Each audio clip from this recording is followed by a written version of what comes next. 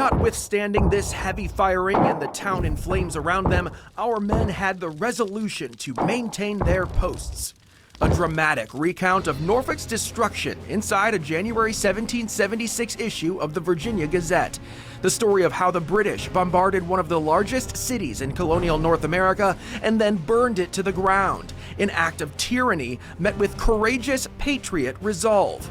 What a great story for a movement. For years, that's what people accepted. The Declaration of Independence, the British are burning our towns. That's in reference to Norfolk. A declaration that 250 years ago this week formed the United States of America, inspired in part at least by the powerful image of a city in flames 6 months prior. Who knew an act of self-sabotage could be so successful? I'm Norfolk neighborhood reporter Anthony Sabella, digging into a shrewd move by the Americans and how it changed the course of history. The city was the largest in Virginia at the time, about 6,250 people. A bustling community for those times that supported not only Virginia's growing economy, but a lot of the commerce flowing in and out of the Chesapeake Bay. In conflict, Norfolk could be a game changer. It provided the infrastructure to allow a large British force, probably 5,000 or more troops. Patrick Hannum is a retired Marine and retired professor from National Defense University's Joint Forces Staff College.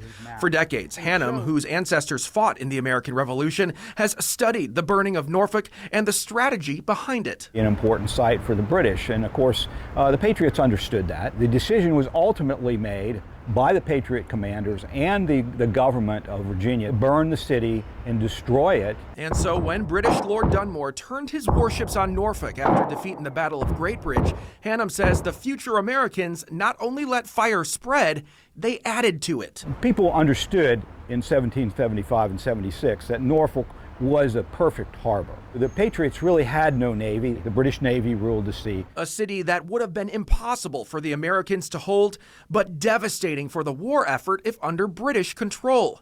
Norfolk began burning January 1st, 1776, and was mostly gone within days. The British had to focus their attention elsewhere while also taking the blame for the fires. Patriot supporting propaganda, really. In 1777, a state investigation found the truth. 96% of the city of Norfolk was burned by Patriot action. Of the little that remained, St. Paul's Church downtown is the most prominent. Hannum and I met under the famous cannonball from Lord Dunmore's bombardment that's still lodged in the side. Elsewhere, Troy Vallows from Norfolk Public Library pulled more visual proof for me of the burning's impact. Basically a 1781 map. This is obviously Norfolk is burned at this point, but it does give an idea of just how big, or I should say how small, Norfolk was. But for the full picture, he says you can't just look at what you can see. For example, here at the Sargent Memorial Collection, they've got an old record of city council minutes from the 18th century, and it's missing 4 years.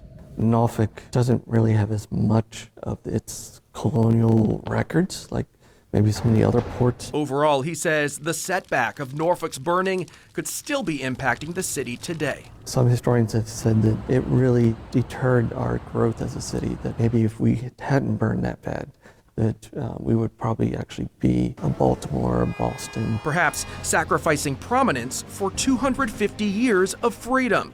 After the burning, the British didn't really return to Hampton Roads for several years. Maybe by then a little bit too late then to help with Yorktown. Too little, too late. The 1781 victory at Yorktown effectively winning the United States its independence.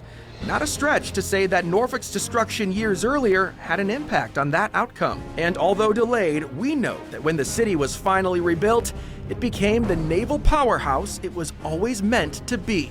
In Norfolk, Anthony Sabella, WTKR News 3.